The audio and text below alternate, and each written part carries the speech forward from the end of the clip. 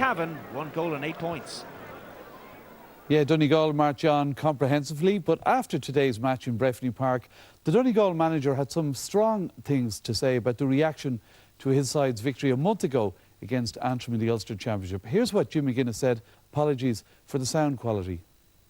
I suppose, there was a lot made of the Antrim game, you know, and we'd be very, very disappointed, you know, with a lot of the comments that came out after the Antrim game, you know. I suppose if somebody has an issue with the way Donegal play their football or an issue with the way Mc Guinness sets his teams up, I don't have a problem with that, you know, but we just felt after the game, you know, particularly with the man of the match in relation to Ryan Bradley that night on the Sunday game, that he was disrespected, and, you know, they were saying that, you know, there was no man of the match, and then they were giving the man of the match to Ryan, and then there was no man of the match, and, you know, if there's an issue with how we play or how we set ourselves up or tactics, you know, people are there, everybody's got an opinion there, and you know there's no problem there. But when it becomes personal and people are being run down, you know, it's my job. I have a duty of care to them players to look after them, and we just weren't happy that we were being disrespected, you know. And there was a comment made at the end of the programme last week as well in relation to the hurlers and then the footballers, and that was disrespectful as well. And I think Donegal at the minute with the media is a thing that, you know, you can poke fun at, you know.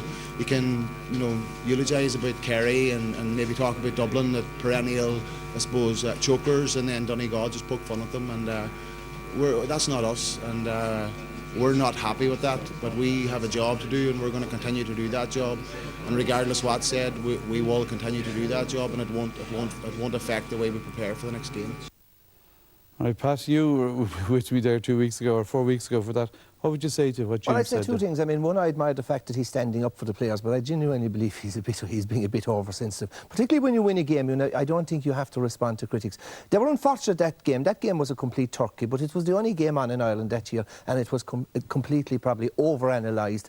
The match was really, really poor. As regards the man of the match, a man of the match should be a fella whose deeds and actions, you know, are so superior to the rest that he stands out a mile. In that game, there was no real man of the match, you know, no outstanding character. In actual fact, Ryan Bradley, that got awarded man of the match, was actually taken off. We certainly in no way meant to be disrespectful, but what I did say, I said that actually Ryan Bradley was the best of a very average bunch, and I said why Ryan Bradley got the man of the match was because in the first half, when Donegal was struggling, he took responsibility and kicked a couple of wrong